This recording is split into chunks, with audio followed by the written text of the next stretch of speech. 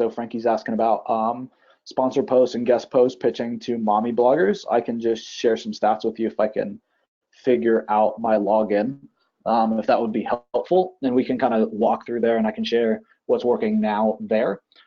So guys, for me, cold email outreach is a process, right? Whether you're pitching mommy blogs or any other blogs for sponsored links or guest posts, or whether you're using it to prospect in your business, cold email outreach is a process for me that I set up and then I let go. Like I run the process very intuitively and I am crazy. I'm a stickler with it in the short term. All right, I got in. But then long term, like I don't continue to mess with it, right? Like we just run the sequence, and it's an automated process for me once we figure that out. So happy to share with you guys kind of what's working, but me not having the login for a cold email platform, frankly, is like pretty normal, so to speak, because we set it up, we get it working, and then, right, like our job as an entrepreneur is to then walk away from it. So I'll share with you guys what's working now. All right, give me a 1 in the chat if you would, if you guys can see my screen now, please. All right, great. So we are using QuickMail and have always used QuickMail for our outbound emails for guest posts and sponsored posts. It's the system that my team uses. All the sequences and contacts and all my prospects are in there. So we have played with Prospect Rocket with like new campaigns and new things that we're setting up. And I do like Prospect Rocket because of the ability to do so much more than just cold email outreach, right? There's a lot of like CRM type of capabilities and things like that. But you don't really need those when you're just pitching guest posts or sponsored posts. So that's why I've left, those are the scenarios or the reasons why I've left everything running inside of QuickMail. Just to answer that, because I know I'll get that. So you can see here kind of some overall stats. You can see outbound emails, how many outbound we sent, how many first touches, how many follow-ups, how many opens, how many clicks, how many replies. So there's just kind of an overview, but really what we're looking for is kind of the nuts and bolts of the sequence. So guys, we run a course teaching this entire process from A to Z, from how do you prospect, people that will accept the pitch, to, how do you clean that list? How do you filter that list? What are the emails that we should use when people respond? How do you actually get them to say yes? And then how do you get content written? Who are the vendors that you use, all to get backlinks for guest posts and sponsored posts for ourselves and for clients. And so I'm going to do you guys a big solid today, and I'm going to share with you guys a bunch of this process. And the reason why is because you guys asked for it, right? No ulterior motive. So you can see here some campaigns. This is the primary campaign, and so this is called general sponsored post. So you guys can see that there's 3 steps in the sequence list. There's 1,405 people that have been assigned to the sequence. You can see out of that, 74% have opened, 9% have clicked, 31% have replied, and I have a 6% bounce. Just looking at this stat, like I would hope my bounce rate would be under 6, or really ideally under 5%. A thing that surprises a lot of people when they look at my cold email campaigns is the open rate, right? So you can see 74% of people that have been on this sequence have opened my emails. And then you can see that 74% have opened, right, which is 1,000 people on this campaign. 437 have replied. So guys, this campaign is single-handedly, this one sequence is single-handedly responsible for 437 people that I pitched, a guest post to responding back. So I need you guys to understand, like, that's crazy. Like, if I'm able to turn half of those responses into opportunities for my customers or for myself to do guest posts on, having 200 sites, 200 blocks, right, for us to post content to is ridiculous. And folks, at the end of the day, you could be in almost any vertical and crush it with 200 root domains. Does that make sense to everybody? Let me bring up the chat here real quick. I didn't realize how zoomed in I was on my face. Sorry. That's sort of like, hey. Let me see you guys' comments here. Yeah, crazy open rate, 70% versus 20%.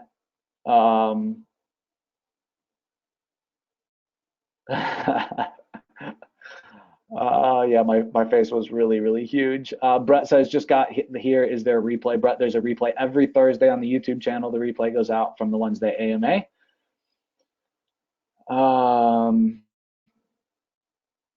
Frankie says, can you share the link to the program you have for sale? So Frankie, it's not like a program that's always open. We release it. It's been released, I think, only twice ever, or maybe even once ever. We have kind of a backdoor, Frankie, if you want in though, that we can teach you how to do this stuff. Price is roughly $1,000, I think $997 or $999. And we teach you basically our process from A to Z to get guest posts and sponsored posts. At the end of the day, I believe that guest posts and sponsored posts are the only way to truly scale link building. In today's white hat type of environment, white to gray hat environment, I think that I think it's really the only way to scale it. Unless you got clients with SEO that have huge budgets, it's really hard to spend money on what a lot of SEOs would call like linkable assets, like resource pages or really long pieces of content. Really useful statistics and stuff like that is hard. Like, and frankly, I don't think that it makes sense with the budget to do that in most cases for like a quote unquote local business or small business. When it comes to content marketing for link building, I think that would be the only alternative. And in most cases, I think that it just doesn't make sense cost-wise. Does that make sense to people? Give me a 9 in the chat. Like, it's just too hard, right? Like, I can get guest posts and sponsored posts for all in, you know, anywhere from 50 to $100 a link for DA 30 plus, let's call it links. So super high quality. And you don't need that many for a local business for, you know, them to really stand out and absolutely dominate their competition in terms of linking metrics. So this is the campaign. As you guys can see here, there's some other campaigns in here. I started this one, a little bit of a different angle, I believe. I forget exactly how this one was, but it didn't beat the original. So I did a copy of it, and you can see 433 people we put in. Open rate was a little bit less, click rate was a little bit less, reply rate was 5% less, bounce rate was like the same, and so I stopped running this one. I think this was just like a tutorial that I was doing the first, this one. Let's see.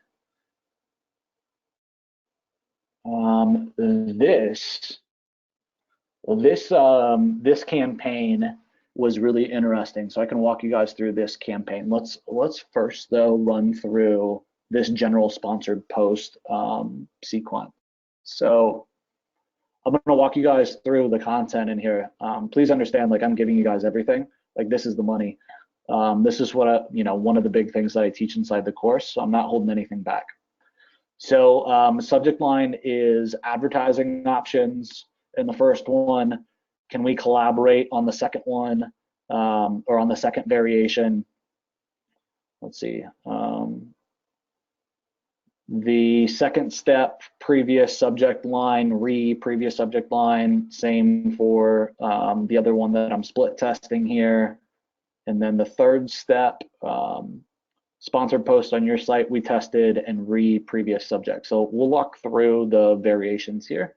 So step number one, just in terms of comparison, you can see 61% open on both, 7% click on this one, 6 on this one,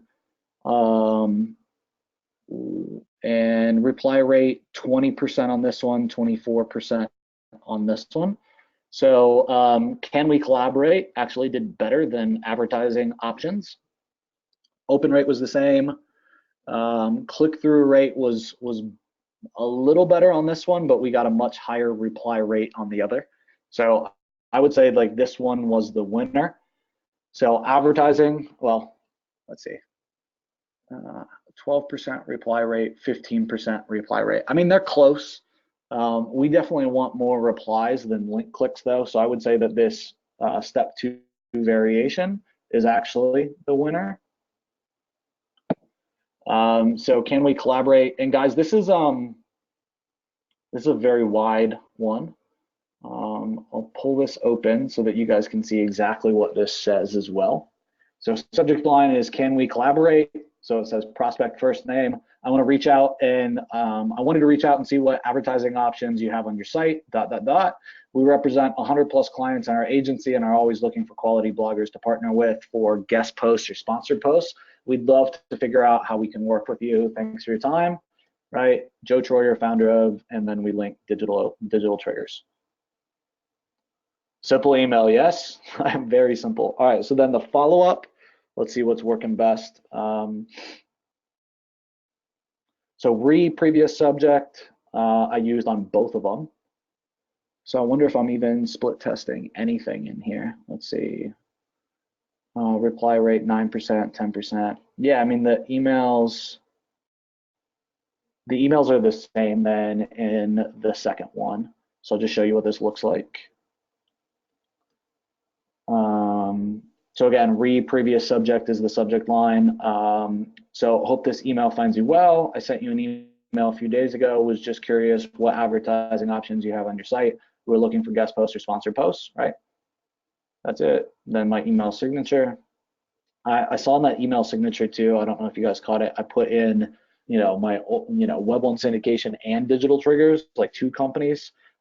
Know that was not done on purpose. Like the signature should obviously be the same throughout, right? Like I mess shit up, I'm not perfect, but I get things into action very quickly, right?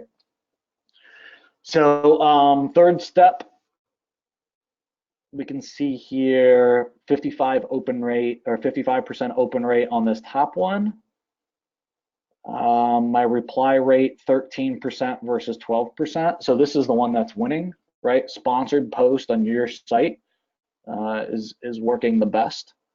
So we can take a look at this. So again, sponsored post on your site is the email subject line, and it says, sorry for the persistent follow-up. I need to get a sponsored post or guest post slated in the calendar for our client in the next 3 days. Do you accept guest posts or sponsored posts? Appreciate your help. Hoping we can work together. Right, that's quite literally it. So again, this brought in 437 responses.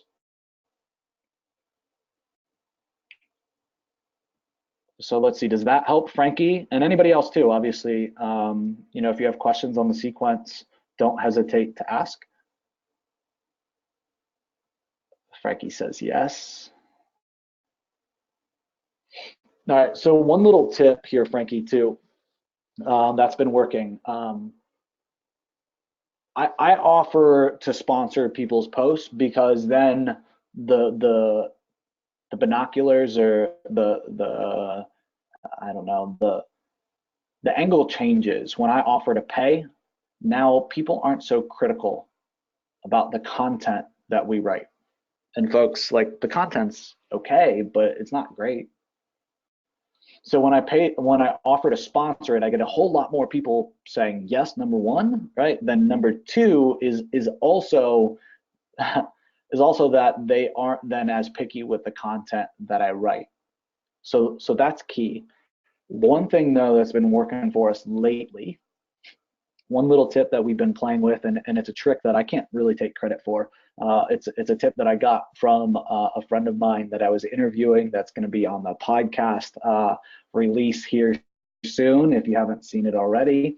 And he shared one little nugget, and that was when people say yes for a sponsored post and then they give you the price, just respond back and say, hey, actually, my client would actually fit in this blog post that you already wrote, and just give them a URL to one of their existing blog posts. and then say, how much would it cost just to put in a link to them, on this post, and give them the link and give them the anchor text. And so what you've done is now you don't have to write the content, or you don't have to pay to outsource the content. You don't have to pay an editor to review the content. And you also don't have to wait for that long timeline of writing the content, then sending it to, the blogger, whether it's a mommy blog or any type of blog, and then they have to go manually put in that post, import all the images, do all the formatting, right? Put in your links. Like, they can skip 90% of that.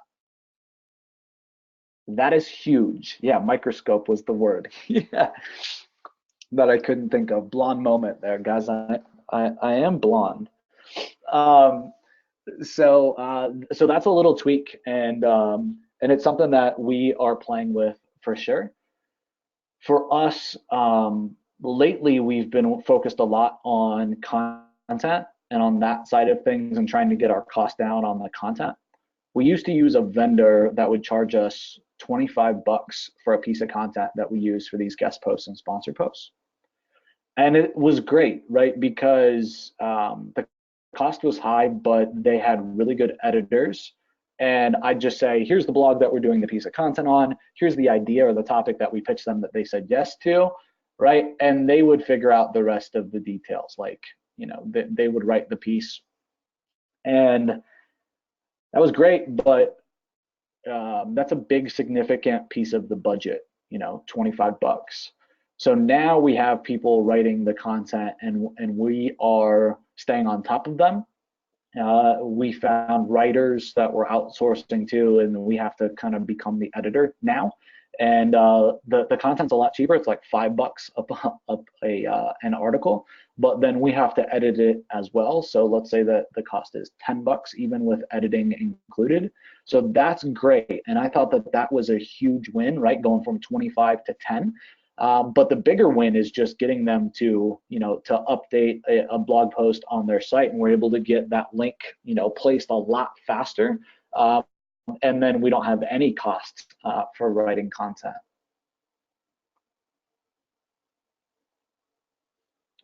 Frankie says, I found 400 mommy blogs with emails. Is that enough to get started? Yeah, man. I mean, look at my stats, right? Like, you have them.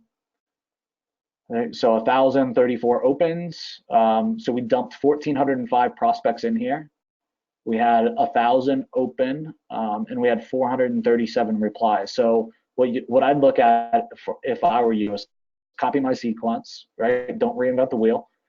And you should have roughly, this translates into a third, right? A third to a quarter of your prospects reply, right? So if you got 400 mommy blogs, you should get 100 of those to get you a response. And out of that, you should be able to negotiate, 75 of them to kind of a deal that's good for you and that's good for them. Awesome, man. Hopefully that helps, brother. Let's see. Yes, just the yes was huge. Okay, great. He must have used Scrapebox to search for the term mommy blog and related titles. So we don't use Scrapebox anymore. You can definitely use Scrapebox. There's all kinds of tools out there that you guys can use. We developed something that's a little proprietary to us, that we haven't ever really released besides beta for people inside the Backlink Outreach Masterclass program. But yeah, Scrapebox would work. Any tools like that where you can put in, you want to be able to put in your search phrases, right? They're looking for guest posts and sponsored posts and footprint, so to speak, for that. And then also add, in addition to that, keyword phrases that would identify specifically the type of niches that you're going after. And for me, it's really about mommy blogs. Cool, yeah, so Frankie says he hired somebody to do the scraping for him. Yeah, so good stuff. You're very welcome, brother. Get that up and running. Let me know how it goes. All right, all right, all right, good stuff. Frankie says he pays $4.50 for 500 words. Yeah, that works in. Yeah, I'm curious, Frankie. Does that cover somebody else editing it, or is that separate? All right, all right. What's up, John Gill? Good to see you. Yeah, separate. Okay.